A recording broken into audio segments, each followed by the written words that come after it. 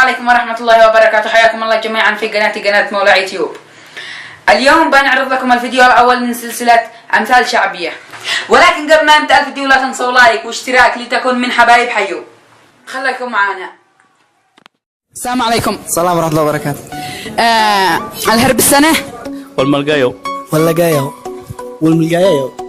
واللقايو الهرب السنة والمسكايو والملقايو ما مع... الهرب السنة واللقايو وزق مو واحدة. الهرب السنة واللقايو. السلام عليكم. السلام الرحمة. الهرب السنة والمسكايو. ما معنى هذا المثل؟ هذا لما واحد يكون يسألك فلوس تكس هارب عليه ومسيت فيه لحظة. يعني ما معنى هذا المثل؟ يعني هم بيسموا بعض الأحيان إذا واحد حاقد على واحد أو سلف منه فلوس أو فعل مشكلة أو كذا وهرب منه فيقول له الهرباء سنة واللقايو. ما معنى هذا المثل؟ يعني هذا المثل عبارة عن يعني مهما إذا الإنسان فعل حاجة يعني غير قانونية أو غير شرعية، مثلا إذا بيهرب مرة بعد مرة يفلت مرة بعد مرة لابد ما يكون للنهاية. ما معنى هذا المثل؟ هذا إذا مهما طال الزمن إذا مثلا شخص قام يهرب منك عمل شيء أو حدث شيء وقام يتهرب في شيء ضروري ما إذا تلاقي مهما تهرب مهما طالت المسافة هتلاقي. ما معنى هذا المثل؟ المعنى عليك أنا علي أكمل بس. ايش معنى هذا المثل؟ يعني مهما هربت لابد ما يلاقوك في يوم معين حتى لو صدفة. ما معنى هذا المثل؟ معنى هذا المثل انك لو ما تدخل واحد تهدده انه يهرب منك سنة تلقيه في يوم واحد. ما معنى هذا المثل؟ هذا يعني يا هنا إذا تفز أي حاجة يعني تهرب ضروري ما يجي يوم لابد من الرجوع. ما معنى هذا المثل؟ يدري يعني إن أنت ما تهرب.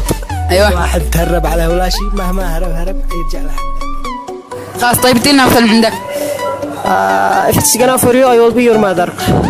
إذا راحت لك فأنا أمك. طيب ادينا مثل من عندك. واحد كان سألنا فلوس قبل فترة وكنت هارب منه طلعني أمزح ما حسنا فلوس. طيب خلاص طيب ادينا مثل من عندك. لا كبر ابنك خاوي. وهذا ما معنى المثل؟ يعني لا كبر ابنك ابدأ صاحبه، خلص ما تقعدش تسيطر عليه كأب ولا كأم ولا كذا، صاحبه عشان تعرف منه كل شيء. ادينا مثل من عندك. إذا حبيبك عسل لا تلحسه كله. وهذا المثل ما معنى؟ يعني لا حبيبك عسل لا تلحسه كله، يعني له حالي يعني لا تجي عليه. أيوه. طيب ادينا مثل من عندك. والله أنا نسيت. ضاعي. طزي. وأنت تكمل أنت. وأنا أكمل. من ساير الدجاجة؟ ودجاجة. ماشي. ايش؟ كمل المثل. مش عارف. من ساير الدجاجة دخلتها المدج. طيب ادينا مثل من عندك. أمثال شعبية.